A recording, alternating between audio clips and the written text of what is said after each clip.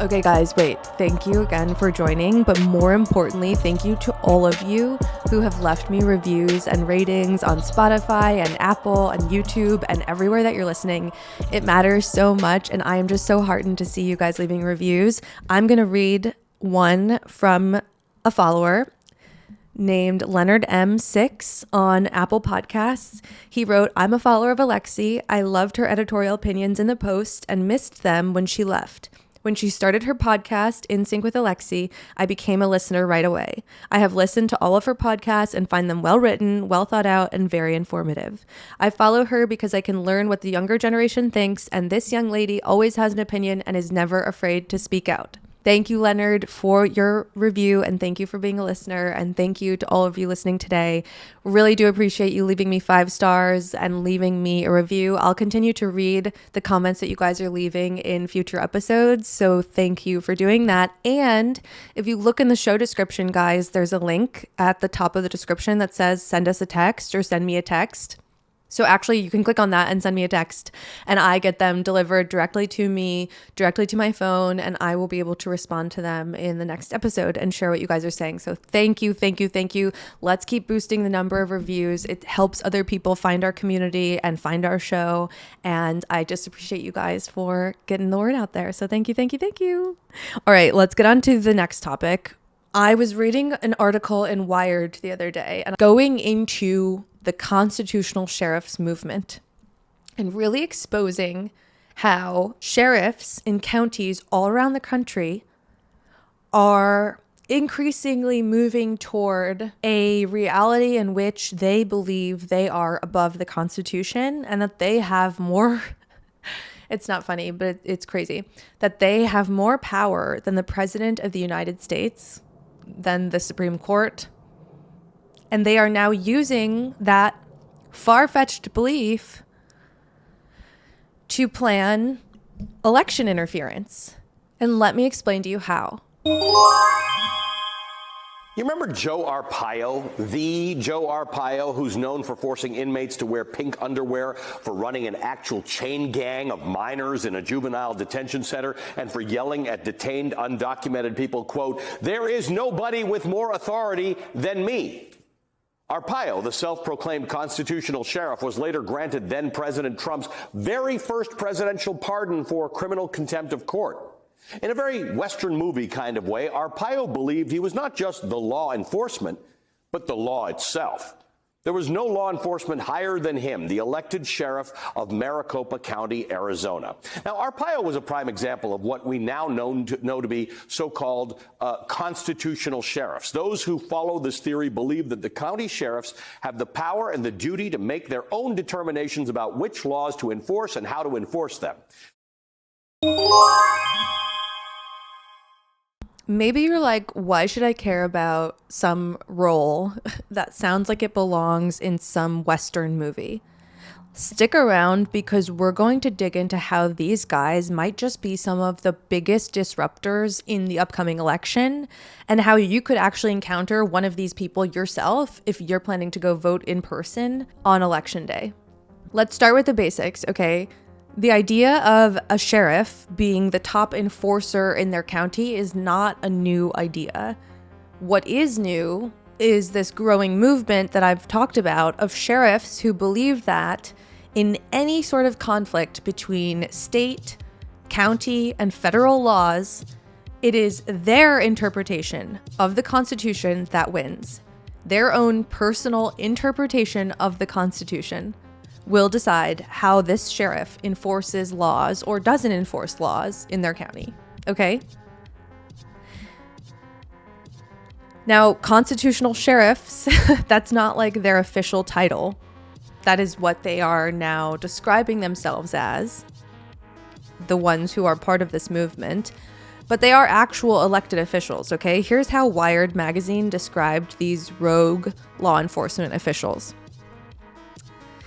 Quote, "Constitutional sheriffs are actual elected sheriffs who also believe they are the ultimate legal power in their county and that no federal or state authority can usurp their authority.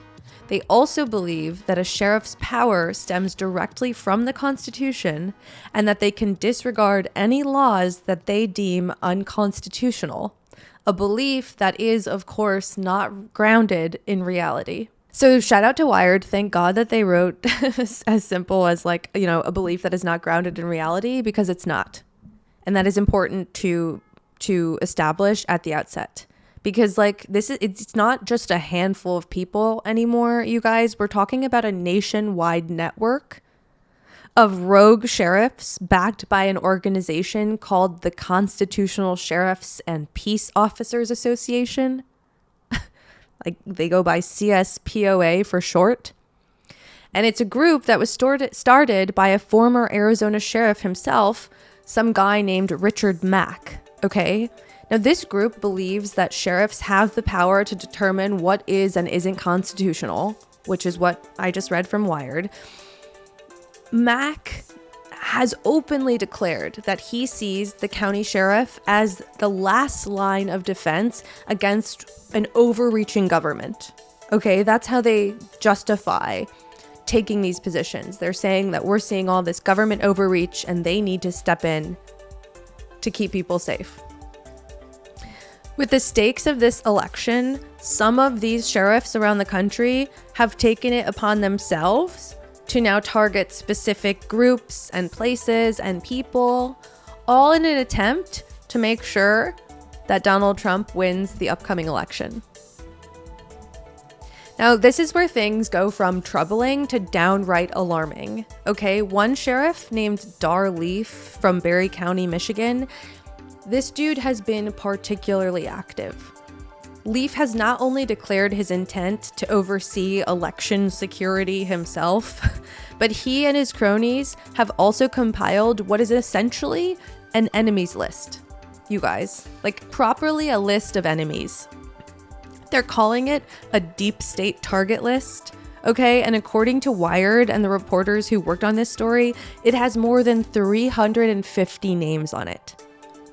350 names these guys, these sheriffs around the country are putting together as a list of targets to go after, okay? That includes elected Democratic and Republican lawmakers, FBI officials, journalists, members of the House January 6th committee, U.S. Capitol police officers, and witnesses from Trump's 2 impeachment trials.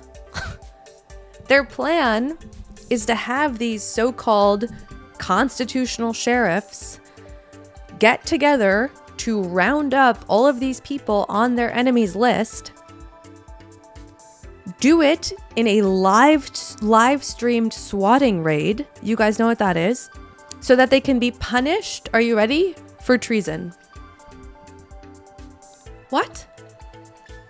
They want sheriffs to deputize people into armed militias, or posses, as they're calling them, to help facilitate these arrests, which again, they want to live stream. So yes, if you're listening, you heard that right. We are talking about an actual list of perceived enemies that rogue law enforcement officials around the country have compiled in order to target these people and arrest them for treason simply because they don't support Donald Trump's election. All of this, of course, stems back to the big lie, which has completely ruined people's lives and broken their brains entirely. We talked about this in a few episodes back, about how I have trust issues for many reasons, but also because Republicans continue to push this big lie in ways that are more alarming and dangerous than even before. And we've all lived through January 6th. Also, listen to these character witnesses for Dar Leaf, the sheriff from Michigan. Okay? This guy, Eric Molitor, who was one of the men accused of and later acquitted for plotting to kidnap Governor Gretchen Whitmer, he said that Dar Leaf is one of his heroes. What? We have public officials, specifically those involved in overseeing election security and really public safety in their county. We have them labeling people as threats, fellow Americans as threats because of political differences. Leaf has made it clear that he sees himself as the arbiter of the constitutional truth. And he's not alone. That same ideology has spread like wildfire, leading other sheriffs around the country to echo this exact same sentiment. Sheriff William Rutan from Crawford County, Illinois, said this. I am a constitutional officer. I swore to uphold the Constitution of the United States first and foremost. And that me and several of the other sheriffs in the state, like most of us, and several state's attorneys, along with the Crawford County State's Attorney, have sent out these letters stating that we feel this law that has recently passed is unconstitutional, and how we do not want to, or how we are not going to enforce any of that law. And it's not just happening in 1 or 2 counties, you guys. In Oregon's Lynn County, Sheriff Michelle Dunn, she's previously refused to enforce gun safety laws in her county because she deemed them unconstitutional. Then there's Pennsylvania, where several sheriffs have publicly stated that they would not enforce election rules that they deemed unconstitutional. Remember, these are officials who are meant to enforce the law, not just like reinterpret it based on their own personal beliefs and feelings. Then we have someone named Mark Lomax, who in 2022 ran to be sheriff for Bucks County, Pennsylvania. This guy embraces the unique powers of elected sheriffs who report directly to voters, unlike police chiefs who are generally hired and fired at will by city councils. Lomax told the Washington Post in 2021, quote, "You pretty much have no authority above you government-wise. You answer to the voters." All of this, to me, you guys, makes it incredibly clear that we are seeing the rise of a faction of local law enforcement who are being encouraged and empowered to challenge state and federal laws. They're part of a larger movement that's actually providing different types of training and guidance to sheriffs around the country, helping them push back against what they call federal overreach, but what most of us would really just consider law and order. Now let's zoom out and look at who is enabling these sheriffs. Okay, I mentioned Richard Mack, the head of this organization, CSPOA. He has been working overtime to spread this ideology far and wide.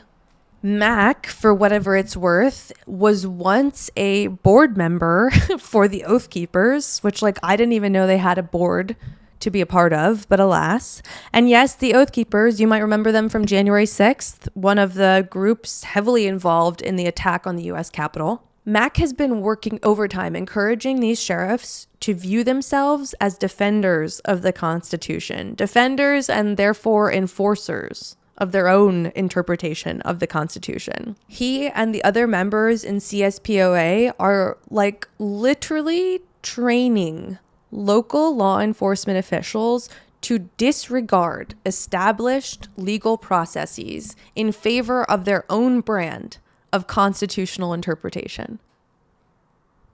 It's not just bizarre, it is terrifying. And it is happening everywhere, especially in swing states. And honestly, you guys, it's working, because in county after county, these sheriffs are being emboldened, convinced that their authority supersedes not only state law, but federal law as well. Again, these guys think they are more powerful than the President of the United States, than the Supreme Court. What does that mean for all of us? Well, this election, it could mean chaos, intimidation, and in some areas, outright interference right in our faces. Picture this. You're walking up to vote on November 5th, and suddenly you see a sheriff's deputy outside. Someone who is armed and monitoring the polling station that you have chosen to show up to. Okay? You think to yourself, okay, well, they're just here for security, right? But what if that same deputy starts questioning you or asking for ID that isn't actually required? What if you see this sheriff stopping people from voting because the sheriff is not sure if that person or group of people meets all the requirements? What are you going to do? For some sheriffs in this movement, none of this is hypothetical. Sheriff Leaf, for example, has openly discussed surveilling polling places to quote unquote catch any suspicious behavior, particularly in communities that Leaf himself has labeled high risk, which that is very subjective. So what are the supposed risks? Well, let's be honest. I mean, this type of active, overwhelmingly predatory surveillance usually targets specific communities, right? Black, Latino, low-income neighborhoods, places and people who are already facing different levels of voter suppression. Okay, guys, here's the bottom line. These constitutional sheriffs have literally made it their mission to bring their own interpretation of the Constitution into the voting booth. And they're doing so with backup from organized networks like CSPOA and others. They have created a political echo chamber where they don't just see themselves as part of law enforcement. No, that's not enough. They see themselves as the law itself. That's terrifying. I don't want that. Do you? But when they start making enemies lists and surveilling voters and challenging election laws, we've got a serious threat on our hands. And like I said, you could encounter one of these guys yourself if you show up in person to vote on Tuesday. So just remember, here's what you can do, okay? First, I would encourage you all to learn about your local sheriff and whether they subscribe to this movement. Find out if CSPOA has infiltrated your area, and if so, share that information with your community, your friends, your family, people you love who are also voting in person. And on election day, show up with a plan. Know your rights, document anything suspicious, and do not let intimidation keep you from voting. Together, we can counteract this narrative of chaos and intimidation, you guys. Let's not forget that voting is a right, not some privilege to be policed by people on a crazy power trip. Let's make our voices heard and make sure that we the people means all of us, everyone, equally and without fear. Thank you all for joining me on this critical episode of In Sync with Alexi. We have just a few days until Election Day, you guys. We're in the home stretch. We've been through a lot. I know we can do it. As we head to the polls, remember to vote, stay vigilant, and keep pushing for the democracy that we believe in. Okay? Stay strong, stay informed, and most importantly, stay in sync. Bye, guys. Bye. Do I have lipstick on my teeth?